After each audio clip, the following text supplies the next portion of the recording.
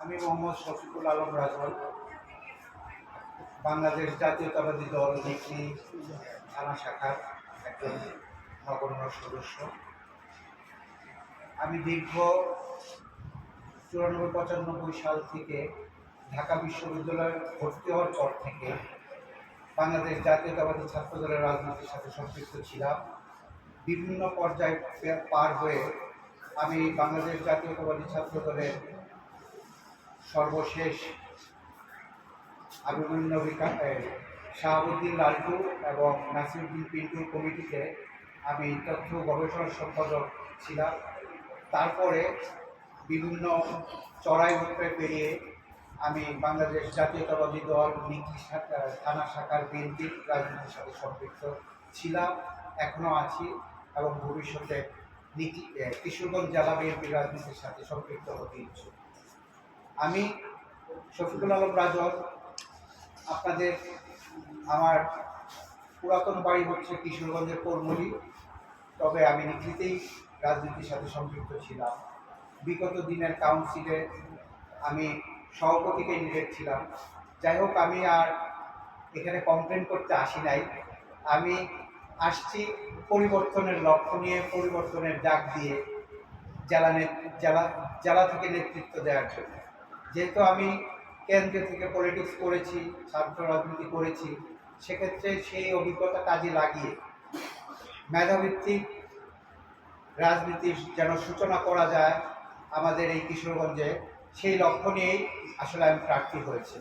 অনেকেই হয়তো বলবে যে তুমি নতুন, আপনি কীভাবে মেধাভিত্তিক রাজনীতির প্রচলন করবে। যেহেতু এখনকার সিচুয়েশান, এখনকার যে প্রেক্ষাপট, 5ই আগস্টের পরের প্রেক্ষাপট, এখন আমাদের 2/3 মেজরিটি ভোটার হচ্ছে তরুণ সমাজ, তারুণ্য নির্ভর।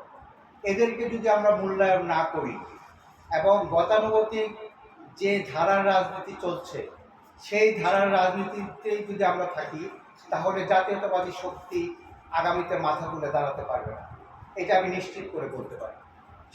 সেক্ষেত্রে আপনারা দেখেছেন বিভিন্ন ইউনিভার্সিটির নির্বাচনগুলোর রেজাল্ট, সেটা আমাদের গতানুগতিক ধারার জন্যই হয়েছে, আমি সেটা মনে করি। তাই আমাদের ভারপ্রাপ্ত চেয়ারম্যানের যে এজেন্ডা, যে 31 দফা আছে, সেই 31 দফা বাস্তবায়নের লক্ষ্যে ভবিষ্যতে যেন মেধাভিত্তিক জেলাতেও মেধাভিত্তিক রাজনীতি প্রচলন করা যায়, সেক্ষেত্রে আমি অগ্রণী ভূমিকা পালন করতে পারবো বলে আশা করি।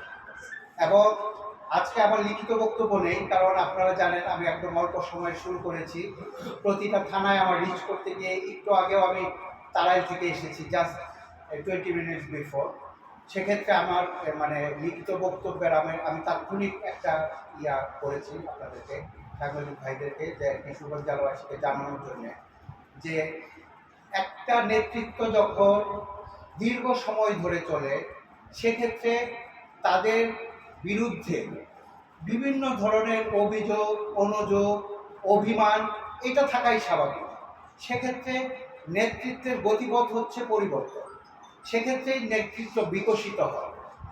এর জন্যে আমি পরিবর্তনের ডাক নিয়ে এসেছি, যেন আগামীকাল যে কাউন্সিল হবে 20শে সেপ্টেম্বর, সেই কাউন্সিলে আমাকে ভোট দিয়ে যেন মেধাভিত্তিক এবং ভালো বিকল্প, আমি আবারও আপনাদের বলছি, বর্তমান নেতৃত্বের পরিবর্তনের পরে অন্য বিকল্প থাকতে পারে, কিন্তু আমি আপনাদেরকে এই কথাটাই আমি একটু জোর দিব, ভালো বিকল্প, ভালো এবং মেধাবী বিকল্প বেছে নেওয়ার জন্যে আমি কিশোরগঞ্জবাসীকে অনুরোধ করব। এই বলে আমি আমার বক্তব্য শেষ করছি। আমি আমার সাংবাদিক ভাইদের কাছে প্রশ্ন আশা করছি। আসসালামু আলাইকুম। কাউন্সিল তো আগামীকালকে, সেক্ষেত্রে তো আর সময় নেই।